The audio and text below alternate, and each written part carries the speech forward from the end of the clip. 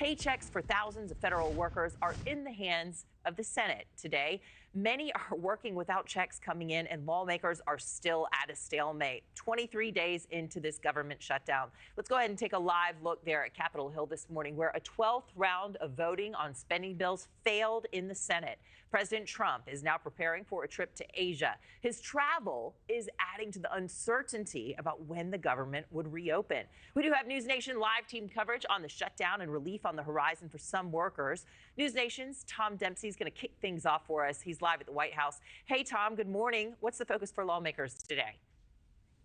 Hey, Anna, good morning from the White House. The focus today is going to be a vote happening in the Senate later today to pay federal employees working without a paycheck during the government shutdown. Consider that really the timing of all this, because tomorrow is supposed to be a payday for federal employees, and next week military members are supposed to get paid. But this government shutdown, of course, has caused all sorts of uncertainty. And new this morning, there's polling out from Quinnipiac University showing how Americans might be feeling about this whole stalemate that's happening right now. The polling found that 45% of registered voters described Republicans in Congress as being more responsible for the shutdown, while 39% blamed Democrats. 11% of those who responded said both parties deserved equal blame. But with the shutdown still showing no signs of ending anytime soon, the Senate will vote on a measure later today to provide pay for workers still on the job during the shutdown, including people like air traffic controllers, federal law enforcement, and military members. NewsNation actually spoke to senators on both sides of the aisle about the plan. The least we can do is pay them. We're going to pay them anyway. We've got a law that provides back pay for workers or people even furloughed. So why not do the common sense thing?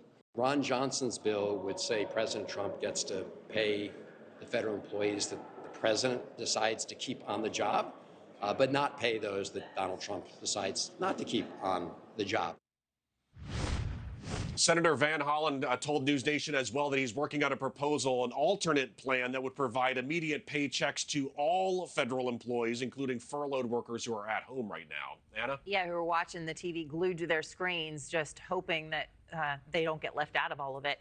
Tom, Wednesday's voting was delayed by this marathon speech on the Senate floor. What was the big takeaway from that filibuster?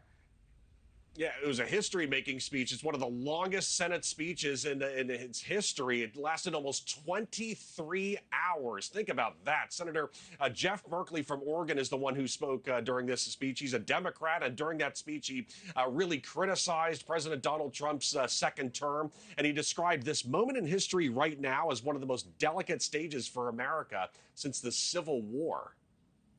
Here we are in the Senate, without an agreement to just sit down and talk to each other about the framework.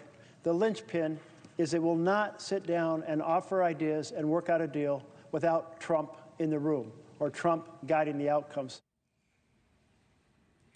Senate Republicans really slammed the speech before it even took place, with Senate Majority Whip John Barrasso pointing out Capitol Police would not be paid to work overnight during this speech because of the government shutdown. But Merkley really criticized Senate Republicans in return, saying that they're really not taking these negotiations seriously and haven't reached out to Democrats enough during this government shutdown. Anna? Both sides of the aisle just digging in their heels. Tom, thank you so much. Thank you for watching. Subscribe below and download our NewsNation app right now on your phone, and you will get fact-based, unbiased news for all Americans.